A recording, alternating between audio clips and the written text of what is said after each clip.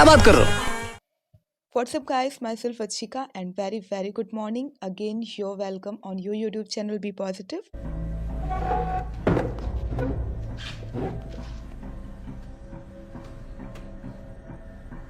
अब शुरू हो जाइए, चलिए शुरू करते हैं। में हम जानेंगे होमोफोन्स, अच्छा ठीक है। idioms और words often confuse जो होते हैं हमें समझ नहीं आता कि इस वर्ड को हम इसकी जगह पे यूज़ करें या कैसे यूज़ करें, और अगर हम यूज़ कर रहे हैं स्पेलिंग थोड़ी सी अलग है तो उसकी मीनिंग किस तरीके से चेंज हो जाती है। तो आइए हम एक एक करके जानेंगे। ये बड़ी अच्छी बात कही आप। तो हम पहले बात करेंगे होमोफोन्स की। होमोफोन्स मैंने आपको पहले भी बताया है, क्या बात कर रहे हो? जिसका मतलब होता है होमो। होमो का मतलब होता है सेम तरीके से, ठीक है। सेम तरीके से किसी दो वर्ड का प्रोनाउंसिएशन एक ही तरीके से होगा, लेकिन उसकी मीनिंग एंड स्पेलिंग सम मोर थोड़ी बहुत अलग होंगी, और इसी के साथ उसका नेचर और उसकी उसकी परिभाषा भी अलग हो जाएगी, उसके यूज़ करने का तरीका भी अलग हो जाएगा। तो आप देख सकते हैं यहाँ पे लिखा है काउंसिल एंड काउंसिल, ठीक है। तो पहले काउंसिल का मतलब होता है परिषद या सभा। आपने सुना होगा ना बुद्धिस्ट काउंसिल, यहाँ पे ये देखिए एग्जाम्पल भी यूज़ किया गया है। और दूसरे काउंसिल जिसमें आई नहीं लगा है, ई लगा है, उसका मतलब होता है सलाह देना। और सलाह कौन देता है? वकील। तो इसका मतलब होता है वकील भी। क्यों? क्योंकि इसे हम एडजेक्टिव फॉर्म में भी यूज़ कर सकते हैं और नाउन फॉर्म में भी यूज़ कर सकते हैं। अगर हमें एडजेक्टिव फॉर्म में यूज़ करना है तो सलाह होगा, और अगर हमें नाउन फॉर्म में यूज़ करना है तो वकील होगा, ठीक है। He gave me good council about marriage.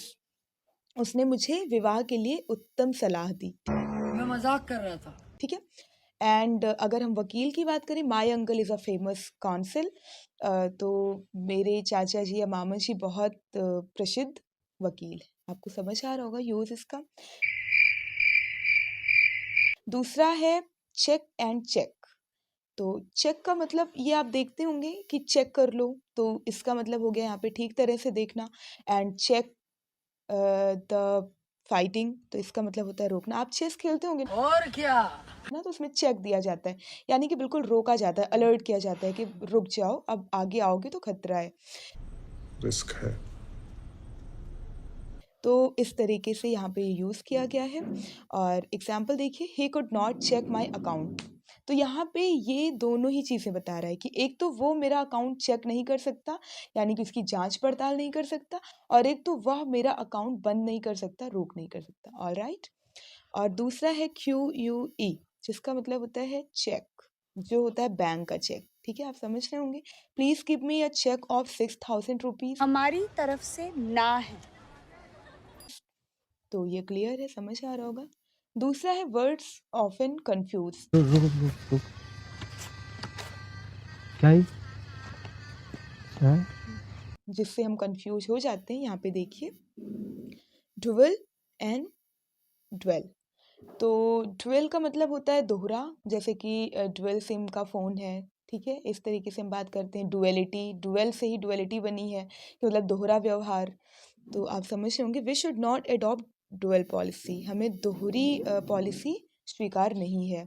And dwell, इसका मतलब होता है द्वंद्व युद्ध या मल्ल युद्ध भी होता है। He was injured in duel, तो वह द्वंद्व युद्ध में इंजर्ड हुआ, ठीक है। यहाँ पे देखिए, ये थोड़ा सा क्या, बहुत कंफ्यूज करने वाला है। अगर आप बहुत बारीकी से नहीं देखेंगे तो आपको थोड़ा सा कंफ्यूज कर सकता है ये। ओ, मुझे अभी भी नहीं पता चला।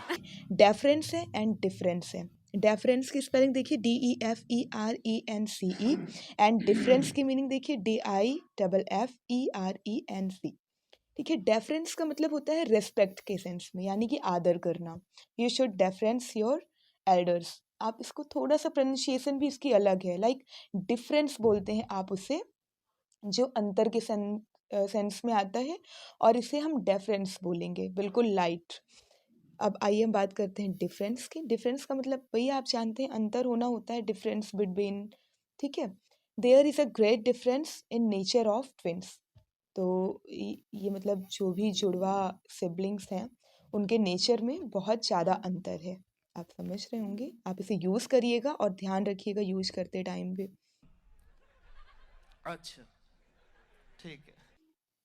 अब हम बात करेंगे लास्ट इडियम्स की, जिसमें 3 टाइप के हैं और एक एक करके जानेंगे। ब्रेक द आइस, ये इडियम यूज़ किया जाता है लिटरेचर वगैरह में। ब्रेक द आइस का मतलब होता है मौन तोड़ना, ठीक है, मौन का वातावरण तोड़ना। To break silence, Mahesh decided to break the ice in the immense silence, इतनी भारी चुप्पी को तोड़ने के लिए मतलब महेश ने डिसाइड किया, ठीक है। बोल्ड फ्रॉम द ब्लू, इसका मतलब होता है सदमा लग जाना, आहत हो जाना, ठीक है, किसी स्थिति से, किसी इंसिडेंट से एक बहुत बड़ा सदमा लगना। अ ग्रेट शॉक, इसका इंग्लिश में अगर हम अर्थ बताएं तो his mother's accident came a bolt from the blue to his family, ठीक है, समझ आ रहा होगा।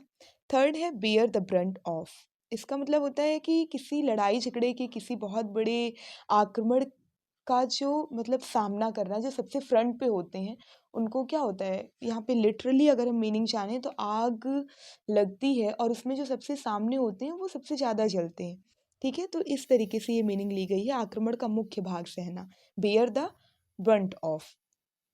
इसकी इंग्लिश में अगर हम मीनिंग की बात करें, to bear the main attack, ठीक है। एग्जाम्पल देखिए, front soldiers always bear the brunt of the battle, समझ आ रहा होगा, इसी है। तो ये थे हमारे होमोफोन इडियम्स एंड कुछ phrases. I hope you enjoyed it. आगे स्वाद। Please to like, share, subscribe बैठ रहे हैं और and comment too. Have a nice day.